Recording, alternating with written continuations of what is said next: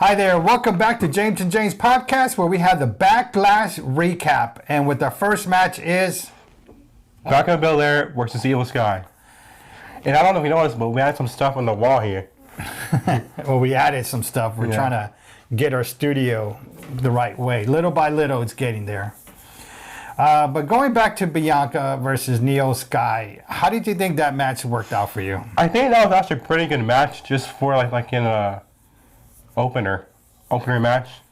Yeah, I guess so. I mean, to put the title on the line for the very first match. Again, I'm not a fan of EO Sky. EO Sky. IYO, yeah. So I'm not a big fan of that one. So I wasn't impressed about that match. I didn't like it. It was pretty much one-sided, which this is what they do to try to pump up fighters and try to make them look like, oh, we're tough, which they do that a lot, of course, in the men's side as well. I thought this was one of those matches. It was just to pump up a superstar, I guess, a pro wrestler. And unfortunately, it was her. Maybe she has a good background. I heard she was very popular in Japan. I don't see her popular here. I can't get behind her. I thought this match was, again, EST just pretty much let herself get beat up a lot. And I knew she was going to win. It was obvious because what do I always say? The one that's getting beat up the most always loses. Wins. I'm like, what the heck? No, always wins. They always win, no matter what match. If you look at the match and the other one's losing throughout the whole match, they're going to win. The one that's losing. And it happens all the time. And this was one of those. And this was a match. It was just, to me, it was a filler. I didn't like it at all. Yeah. Oh, actually, real quick, West got some new chairs also. Some new chairs. Nobody cares about that shit. Okay. Never mind. You're going to cut that out. All right. So what do you think about, what was, I know you said you liked the match, but what was the thing that you liked about it? There's a whole match in general. I mean, that was a great match besides the title shot. Because the match in general was pretty great. I thought that the wrestling was pretty great also. It was all there. And but one thing I noticed in the beginning when EO Sky walked out, she was by herself. Bailey and Dakota Kai weren't there. You're right. They didn't come out, which I was expecting them to come out, but you're right. I did not see them come out. But they still did come out at the end. Yeah, but I mean, it was just kind of like odd that she didn't come out with them and she did like herself walk out. Yep. And another thing was like the crowd booed Bianca for like the first time ever. And that was kind of weird also. Yeah. Because usually people like Bianca. That was surprising to me. I guess I might be by myself that I don't think of her as a big superstar. So that might have been why. Like I was surprised that they were booing, but yeah. And the crowd cheered from EO Sky. Like all the moves she did, the crowd cheered me, and they were like all behind her. And I guess she was, a fan favorite to win the match, but she didn't. Maybe we'll see another title shot for her more in the future. Well, I think she has to work more for her title shot. Yeah, definitely. This one was literally just given to her. Yeah. Because it was supposed to go to Bailey, but Dakota and her said, "Oh, I think we should get it." And she goes, "Okay, well." That was something like right before the draft happened. So basically, she was given the match. Yeah. She didn't earn it. She was given the match.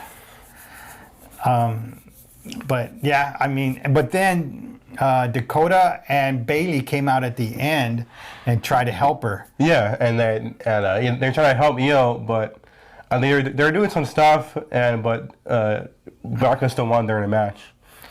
But I was surprised, I was like, okay, so there's EO Sky, and she didn't have no walkout with any entourage or her buddies. Yeah. So she was doing good, okay? I give her that. She was doing good with all these moves.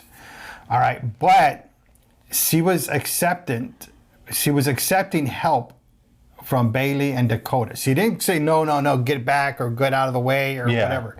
She tried to use their help because she couldn't win on her own. And she didn't win on her own. Yeah, all that stuff backfired on her. So to me, I wasn't thrilled about this match, and when they came out and she accepted their help, it made me go even more like prove my point on this fighter. Yeah, and obviously, BIANCA BELAIR and EO Sky, both of them, I don't know, like Dabs Control, they were all driving to SmackDown, and they haven't done anything with Bianca yet on the Raw. Because it's now the draft is all like taking place now, and it's all in charge. That's right. This was the first week when it all came together. I think SmackDown, what they usually do is when a person has a title from another brand, they just make them switch to the new brand. Well, I think BIANCA and BELAIR is just going to switch the SmackDown title. Yep. Yeah. So she's going to get the SmackDown title, right? Yeah. Okay. So what do you think is next for them? I mean, what do you think as Bailey, Dakota, and IYO Sky? What do you think is going to happen to them? I mean, they can either go to trios or they can just go their separate ways. Which I think if they go their separate ways, I think they'll work out much better for them, all three. Because obviously, I think IYO Sky has like a solo career in a long time. Well, I still think they're going to stay together, but they've got more people to fight now. Yeah, especially with the new people coming up now to the main roster. Yeah, and I think IYO Sky is done with trying to get the title from Bianca Belair. Bailey's done. She tried it, couldn't do it. The only one's Dakota.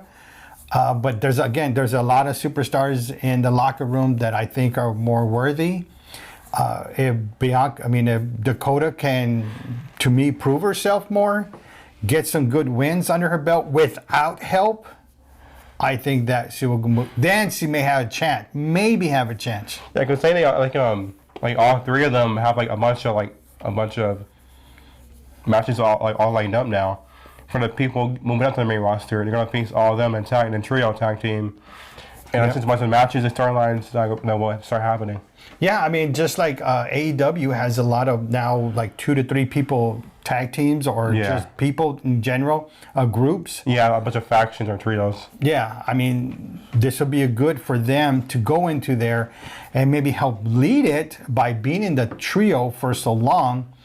And maybe that will come up, that would bring something interesting to be watching for, just like in AEW and WWE. Yeah.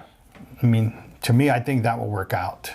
Don't forget to hit that subscribe button, and if you like this video, give us a thumbs up.